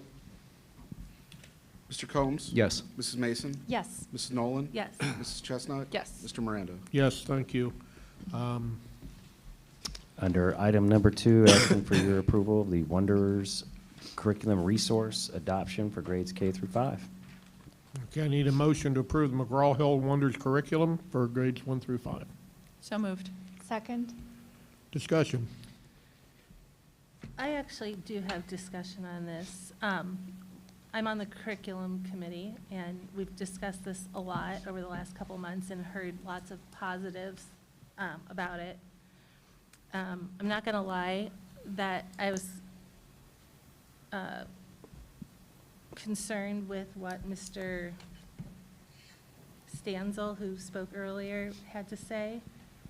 And I was also contacted yesterday by another community member with a couple concerns. So I went online and I just did a little bit of research, and I think Paul or Linza, maybe you can answer this. So some of the things that I read online were that this program is so big and encompasses so much that it's, I'll just quote some of it, it's kind of like a smorgasbord, a big truck stop buffet. You can make bad decisions in everything because everything's in there. It's really easy to get lost. Another educator said there's so much in there, it's easy to not prioritize correctly. It's hard, so many things to packed in. It's hard for teachers to know what to prioritize. How do you go about guiding teachers when there's so much in there that, I know you've talked about the positive, that they have the autonomy to pick and choose, but also Can to I guide to back the up real correct- quick? Can you just tell us, so we know, but I don't know if everybody knows, what the process was to get to where we got to today? So it wasn't decided, they didn't tell us about it last month and we're voting tonight. So right. can you just, like, high level? That was going to be one of my questions. I had three, actually. Selection process. I mean, so we're in the same boat. Yes. I think it's really important to understand what went into the selection process, why Wonders rose to the top, maybe what else was considered. That doesn't stomp on my colleagues' questions down here, because I do think they should be addressed, but maybe it is good to start in the beginning about the selections, if you're okay with that, Ms. Nolan. Yeah, that's fine. So going back to a year and a half ago, the fall of 2021, when we first started this process of curriculum adoption for ELA, there was a committee that was pulled together under the direction of Dr. Dunn. And at the time, I was a part of the committee as being on that team. So we came together to discuss different curriculum resources. First of all, we came together to decide what do we want in this curriculum resource. So we prioritized what are the things that we need in this curriculum and what are the things that we want in this curriculum. So we basically made lists, prioritized. We identified basically 4 big rocks of things that were non-negotiable, and then under those rocks we decided what were the specifics that we wanted to have in an ELA curriculum, and that feedback mainly came from the teachers. So once that was decided, then we started looking at the curriculum resources, the different ones that were out there. And I'm gonna say we probably started with what, Rob, maybe 8? At least 8? Right. So we were just looking at a pot, if you will, and to start eliminating what we knew we did not want based on what we prioritized were the needs for this curriculum resource. So once we drilled all the way down, and it took the whole, basically, school year of that year. We started fall of 2021. That process ended in spring of 2022, and that's when we had narrowed it down to 2 particular curriculum resources that we wanted to pilot. We basically test out to see which one we felt would best meet the needs of the students. So those 2 were Wonders, and the other one was CKLA. So in the fall of this year, 2022, through January, which they're still actually teaching it, they piloted both of those. We had 12 teachers in each pilot. So 12 teachers teaching Wonders and 12 teachers teaching CKLA. And so with that process, we did a lot of planning together, had a lot of discussions together. I pulled the teachers together multiple times throughout those months for them to, like I said, collaborate together about what the curriculum was showing them and how the progress was going and how students were doing with it on both sides. The goal was that by January we would be able to come to a decision on which one of those curriculums would be chosen. So through that process, by the time we got to November, we started to come to some conclusions about what we were looking at. And we started to come together and really list some things about each, the pros and cons of each curriculum resource. That was the committee and the pilot teachers together doing those things. So pros and cons of each of the curriculum resources. Once we did that, we had videos made of teachers teaching their lessons in Wonders and in CKLA, so that we can share those videos with the teachers who were not in the pilot, who are also would also be teaching that curriculum once it was adopted. So we exposed all of the teachers to the ELA curriculum. We put the resources out for both of the curriculum resources. The teachers had time to review. We did it over probably about, I would say probably almost a month. So maybe 20 days that they had to view the video, make the videos, view the videos, look at the curriculum resources. We did like a traveling tour around to every school to make sure every staff had access to those. Then I went around to each school and I held meetings, and they were voluntary meetings with the teachers if they just want to come and ask questions, any concerns about either of the two curriculum resources. So once we did all that, the committee came back together in December. We had our last powwow. We had our last review of both curriculums. Dr. Dunn was a part of that process, and so was Paul was a part of that process. So when we brought all the committee back together, once the teachers had done the pilot for the most part, then everybody came back together. And so we were all a part of that process. And the teachers decided what curriculum they wanted. The vote, I did not vote, Dr. Dunn did not vote, Paul did not vote. The only people who voted on those two curriculums were the pilot teachers and the committee members, which were made up of principals, psychologists, and intervention specialists. So the decision was made by the teachers. And when we voted and we counted everything out on like how many psychs voted for A, B, and C, how many intervention specialists voted for A, B, and C, how many principals, and then how many teachers, the weight of the vote was teachers. The teachers swayed the vote. And both, they all had access to both. So that was the process. I'll defer back to you. I think to answer two of your questions, you can make bad decisions whether you buy a product or you create on your own. These programs generally that we look at, we use resources, Ed Reports, it grades curriculum, okay, Ed Reports. We go on there when teachers, there you go, there. It's total quality building knowledge, and number 3 is usability. They grade everything. They're like just a non-partisan curriculum review company. So we tend to use things as written in the first year. Dr. Dunn talks it about, you use it as a recipe the first year because it's your first year of implementation.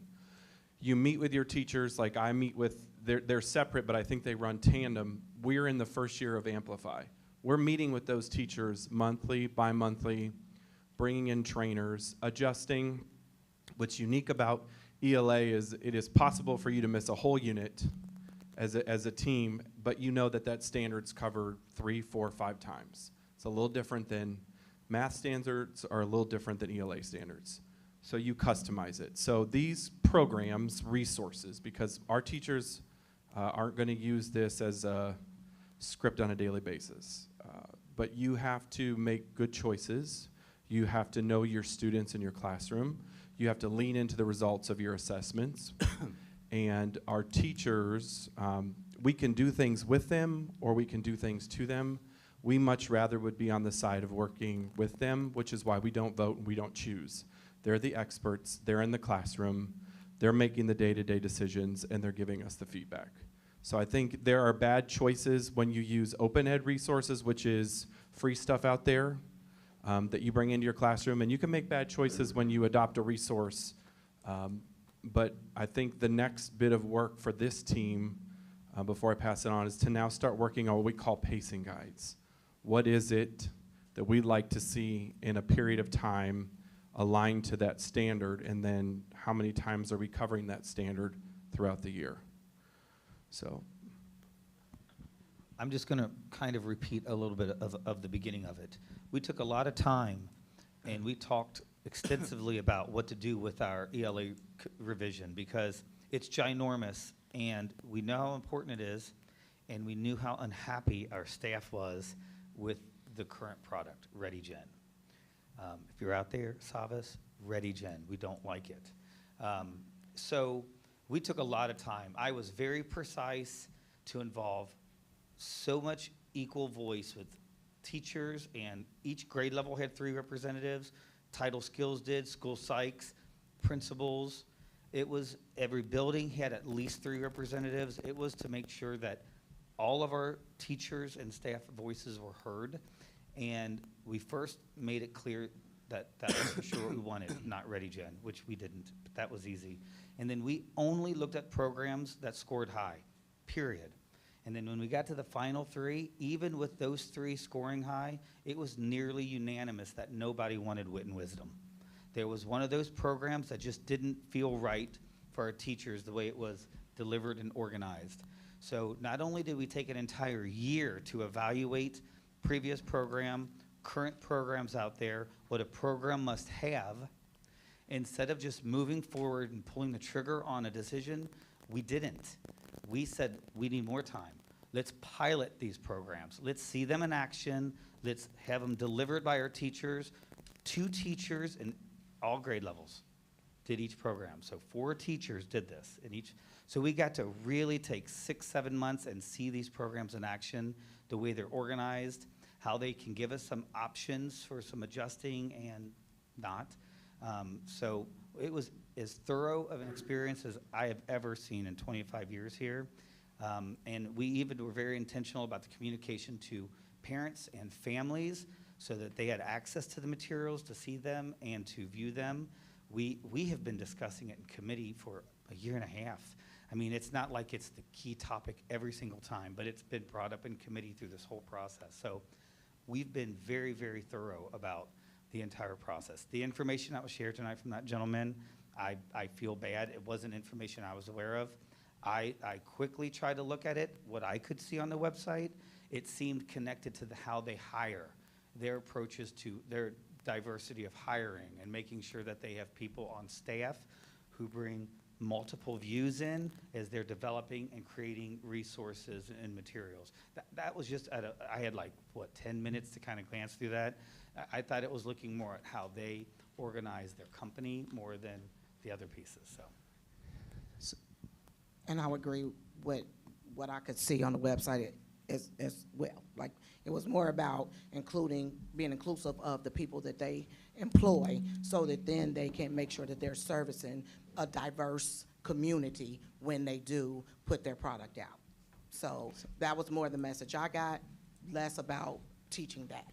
So as Superintendent Spicer said, we don't teach to that. We teach to the standards, period.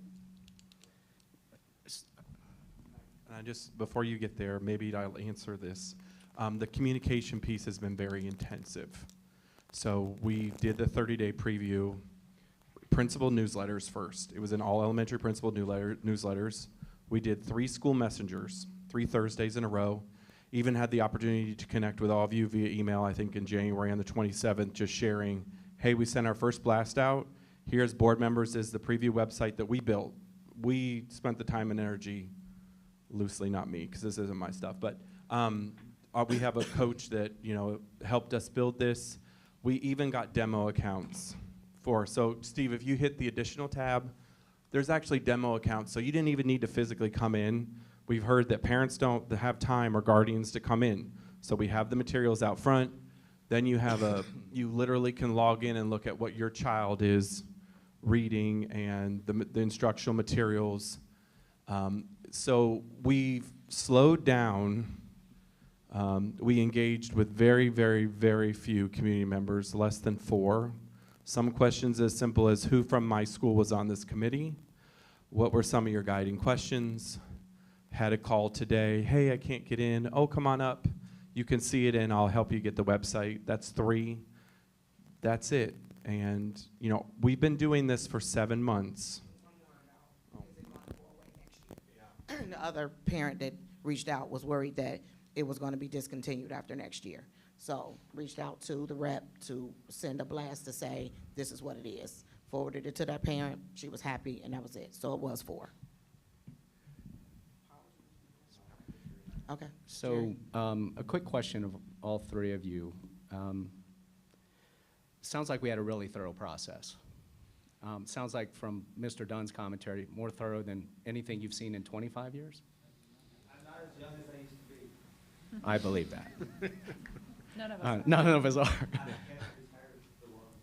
And we're making that specific to elementary because Paul's process was extensive as well, but that was for. So my the question upgrades. for the 3 of you is, do either of you support any type of suppression, alienation, or division based on race, ethnicity, or gender in our schools? Absolutely not. Okay. So when we have a concern of a parent or a community member, like Mr., and I don't want to butcher his name, Stanzel? Mr. Stanzel. And what I've heard from reading and researching Wonders literally over the past few months is the biggest complaint came from educators. The complaints were almost unanimous in that it was pretty big, pretty broad. They wanted more specific direction. We're talking about the ELA teachers. Not to say that ours didn't have similar experiences. It won the pick, by the way. And there are also a lot of commentary about the educators about it. There was so much autonomy that they could really move in a lot of different directions. And based on what I heard tonight from Mr. Stansel and the 3 of you being leaders of this curriculum for our district, I'll just make sure and encourage us, which I believe you will, but just to reiterate, if a parent has a concern about suppression, alienation, or division based on something that has to do with race, ethnicity, or gender, they need to address that with this group, because it sounds like the leaders of this curriculum are going to stand in full support of anything that might be happening in the classroom, and it'll get addressed through appropriate channels. Is that fair to assume from these 3?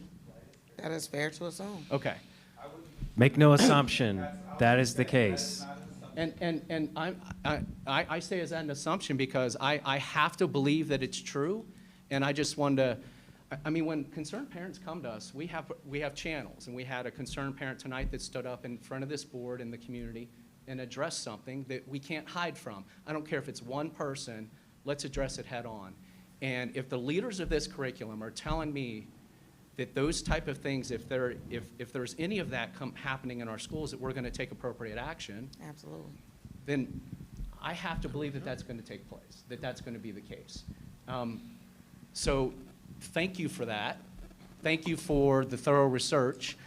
I hope that even in this curriculum's worst day, that you're able to help our educators navigate through some ambiguity, because that's the biggest complaint that I've seen. And I hope you expect to hear some of that, and you can step in and support this group when necessary, yeah? We're already scheduled for work to address that. That work has already been scheduled. We're planning for it.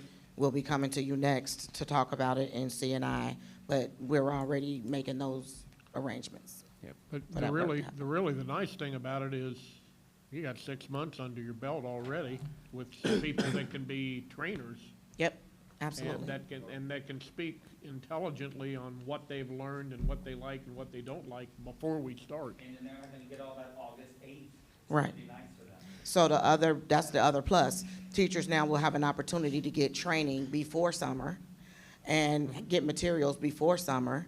So then when they come back in the fall, they don't feel so overwhelmed, rushed, and stressed out because they're trying to learn a curriculum resource and deliver it well to students. So now they have an opportunity to learn it, have the materials with them over the summer, spend whatever time they want to look at it, and trust me, outside of their beach time, they do look at the stuff, and they do plan. And when they come back in the fall, they'll be ready to hit the ground running, and they will feel good about it. Just like our teachers and students, we're always trying to learn and grow. So my question to all of you is, what more can we be doing because I think we almost did an overkill on the communication. We took your feedback last year and slowed down. We're building individual websites. We're having vendors kind of do things that they normally don't do and opening up demo accounts for us. We're even partnering in principal newsletters, putting materials out front, putting materials in elementaries. My question as we learn and grow, because we do adoptions every year, they're not as big as a core resource in language arts, but next year we'll roll into some science, and it's nowhere near as big and very content specific. My question to all of you is, what more can we be doing? Because we would have loved to have had that conversation as one-on-one or as a team. I don't like that somebody feels they have to come here for their voice to be heard. We would have engaged and pulled out the books and done everything we can to engage in that conversation. So my question is, what more can we do? Sorry, go ahead. I think you guys did a great job. I really appreciate, after coming on the board last year and being thrown into an ELA whirlwind, the time and the effort went into this, and then also the transparency and sharing with everyone. I think it's important. Like, we heard all this in committees, but for everyone else to understand the process as well is good. And I appreciate your confirmation that Mr. Stanzel's concerns and others that share the same concerns that maybe not voiced them is a non-issue. Yeah, I mean, and Linza's name and email and phone number was at the bottom of every school messenger, sorry. And a few other places I read. I just went to. Couldn't help yourself. I feel like I would be remiss if I didn't say something along the lines of what Mr. Combs says every month. But when we were in committee for this, Melissa and I were on the curriculum committee last year, and we have been talking about this specific wonders and the process of getting to this for a year now. And Ms. Davy talked about the process of getting there, but really what she gave you was a top line. We went into extensive detail in committee about this, and I really appreciate that as a board member because it really allows us to dive into the details. And then I'll just echo what Melissa said. I also appreciate the transparency that has been behind this curriculum, because it has been out for that 30-day preview. And I don't know how many people were able to check the website, but it was an extensive review of the whole entire curriculum. And then on top of that, they had the books available out front. So I really think that slowing down has made this more transparent to everybody, and it gives everybody the time to digest it on their own. I trust our teachers to make good decisions when it comes to the dearth of information out there. We have to remember that they have to teach to the Ohio standards. And I think we've seen, and many of us have chosen this district for our children because our teachers do make good decisions and our children leave here with a great education. So I just want to thank the team for their process with this and for trusting our teachers, who are the experts, to really get behind this curriculum. I guess the last question that I have is, and I don't know the answer to this, is we're piloting this. We're taking the time to pilot and go through it. Is that at the exception or the rule in education? I mean, I would say it's the exception. It's not that pilots don't happen, but a lot of times a pilot is very small. They'll have a person or two do it, or they'll do a little piece of it. They won't teach 6 or 7 months. We did the full system for 24 teachers, 24 classrooms, two full systems. I can recall back my first year on the board, one of my first assignments as committee was C&I. And I was impressed with the amount of time that we went into and looking at the curriculum and having it in people's hands and having it in the kids' hands so we could actually see what was going on. And I dare say that I didn't know the answer to that, but I kind of suspected that we're in the minority because I know we're very thorough in what we do here, and because it was an ELA revision. There's just a different way that you think through that, and with all the changes with early literacy and some of the expectations that are coming forward from the state. We're trying to get ahead of some of those as well to be prepared for that, and this helps us for that as well. Yeah, but Dr. Dunn, we don't just do this process for ELA, we do it for everything. And the community needs to understand that we do it for everything and hopefully appreciate that we spend the time in getting it right. Back to Mr. Daniels' question. So you asked what for feedback. I personally think that this was a really good process. I got emails from, not just as a board member, but as a parent from the principal. And when the principal email comes out at the bus stop, I got questions. Why are they changing? And I was able and educated enough to be like, this is our process. This is what we've been working through. This is how it works. And then I came in, I stopped in here and read through some of the books. I will say, I didn't really know what I was looking at because I haven't compared to last year's. I'm not a teacher. But I was impressed with all of the different units and the different topics it covered and what it could go through. It looked super thorough to what I was seeing. So to your question, Mr. Daniels, I think it was good. And the communication came a couple different ways and enabled people to reach out. You ask what you could do better? Probably just understand that for the rest of your life, you're going to be facing, anytime you're facing a change management situation, you can't communicate enough because you will not, no one knows it better than educators, please everyone. And the expectations that you will is a false expectation. And your frustration is shared by just about every single leader that may have a chink in the armor that strives for perfection, because you're not going to get it. And it's just maybe level setting expectations and communicate as much as you possibly can. And I'm not even suggesting you didn't over communicate here. I'm just saying there's going to be another one, and it's not going to be called Wonders, it's going to be called something else. And guess what? You're going to be under scrutiny if you're still in this role. And you likely will be communicating like crazy about it and still frustrated that there might be someone that didn't like it. And I just want you to know, it's not from a place of frustrations. We're just, you hear from people that we may not, and they sometimes bypass the organization, and that's their right. I think what we want to do is be that in-between for you. Yeah. Because there are times that we can either redirect or really dive in and spend that time with them. That was Yep. sort of just the question. Anything else? No, we've got a motion and a second. Let's call the roll. Mr. Combs? Yes. Mrs. Mason? Yes. Mrs. Nolan? Yes. Mrs. Chestnut? Yes. Mr. Miranda? Yes, thank you. Under item 3, asking for your approval of curriculum pay. Need a motion to approve the curriculum pay as outlined in your agenda. So moved. Second? Discussion? Call the roll. Mr. Combs? Yes. Mrs. Mason? Yes. Mrs. Nolan? Yes. Mrs. Chestnut? Yes. Mr. Miranda? Yes, thank you. Moving on to business operations, Superintendent John Spicer. Thank you, President Miranda, members of the board, asking for your approval.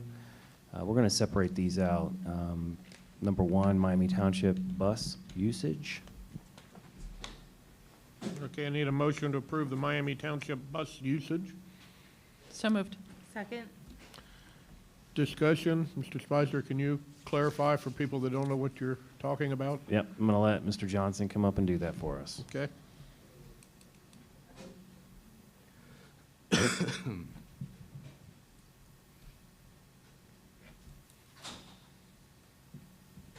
Thank you for your patience. I make the trip a little bit quicker these days. But we ask this approval every year from the board. There's no cost to the district. Basically, what this does is allows Peterman to contract with Miami Township at our field trip rates to do their summer camp program. So it saves Miami Township a few bucks to use Peterman buses in the summer for their field trip. So we don't even see invoices. It's not like it's a pass-through. All you do is approve this, and Miami Township gets a cheaper rate to contract with Peterman to use their buses for their summer camp program. Okay, any other comments? Call roll. Mr. Combs? Yes. Mrs. Mason? Yes. Mrs. Nolan? Yes. Mrs. Chestnut? Yes. Mr. Miranda? Yes, thank you. Asking for your approval of item number 2, the GMP amendment with Conger Construction. I need a motion to approve the guaranteed maximum price amendment with Conger Constructions. I got that right? So moved. Second? Discussion? So what this is, we've been working through the design process, working through estimates. The current estimate's a little over $12 million for the field house project. What this is the phase 1 guaranteed maximum price that will allow Conger to release production of the pre-engineered metal building. So essentially, there are 2 buildings for the field house project.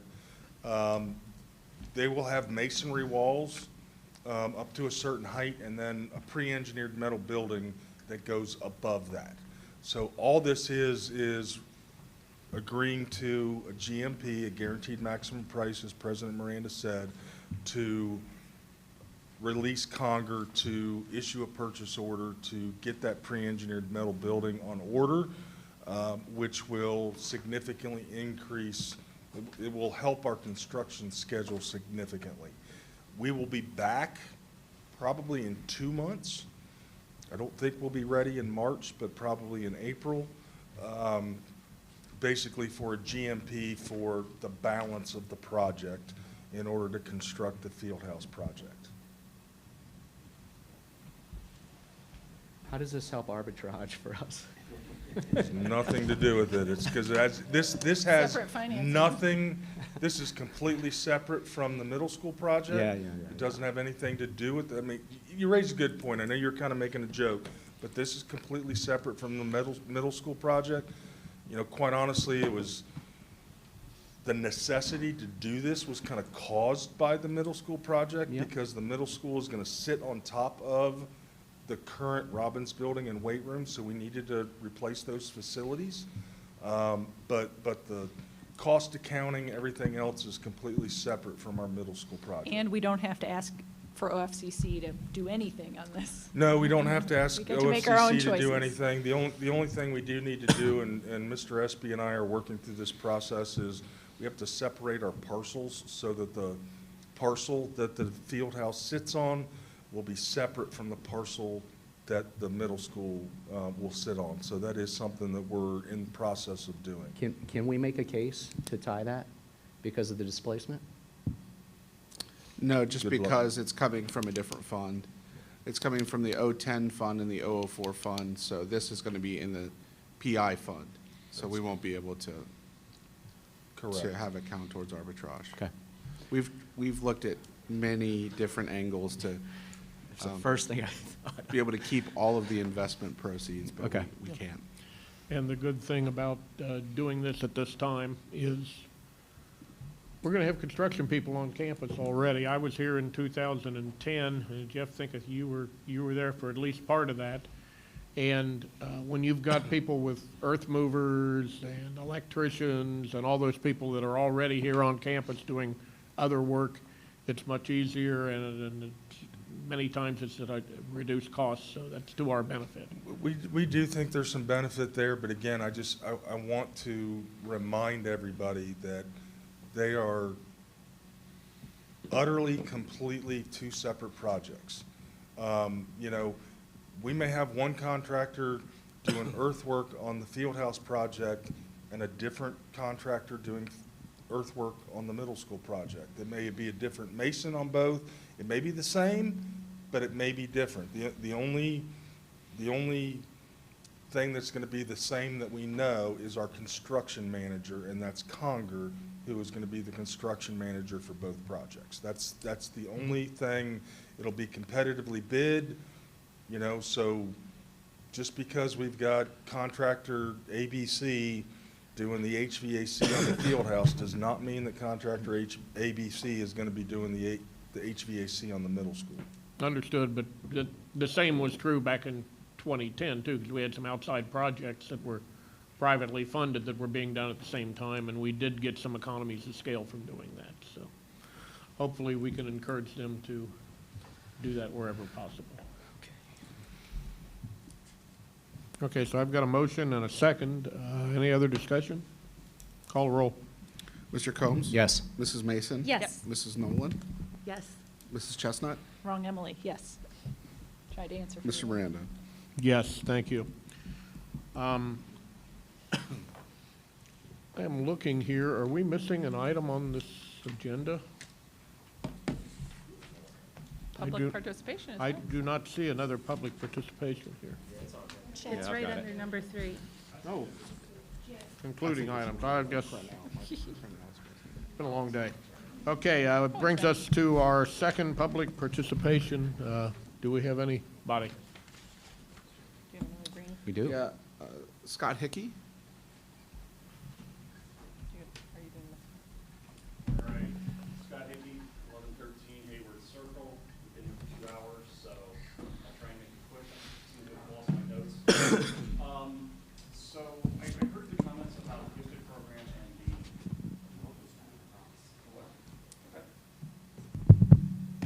I heard the comments earlier about the gifted program and the honors program, and it was very assertive, and I appreciate that. I'm here representing several parents, some that couldn't be here tonight, that are still concerned. And I understand that Patterson has had some direct communication, some opportunity for questions. And I think I'm asking for that same thing, general. I understand that we're going to have town halls for funding, to ask us for more money eventually. I'd ask the same thing for the gifted program and the honors program so that we can ask these questions. I have 3 sons, 2 of which are in the gifted program here at Meadowview. My eldest was teaching himself to read in preschool, was reading encyclopedias at 1st grade, 99% in math, 92 to 98, depending on the year in ELA. He blows off the charts. I'm sure there are other kids in the other schools that do the same thing, and not having that extra curriculum in the gifted program this year has hurt. He's only in there every other week. I think that was a mistake, and I think we should reverse that. On the honors program, I absolutely hear that Amplify has been chosen and that it doesn't have the honors program, and that 65, 75, whatever that number was. I'd ask that we reconsider and look for a gifted program then for those 10% that can handle the extra work and need the challenge, because we don't want them to get bored. When I hear that there's 5 different programs, or 5 different levels, I think about sports teams. My sons are in soccer, and so you have your rec, your select, your travel, and what I hear is all 3 of those teams are going to be practicing at the same time, working on the same material, and I don't see how that would work effectively, how you would challenge the ones in the gifted program. And so what I'd ask is that we do a town hall, explain that, give us examples. I heard with the selection of the wonders, there were videos of teachers doing this to be able to show other teachers. Well, let's show some of the parents how this would work when we get rid of the honors program in 6th and 7th grade. And so that it's not, you're doing this to us, to steal a quote.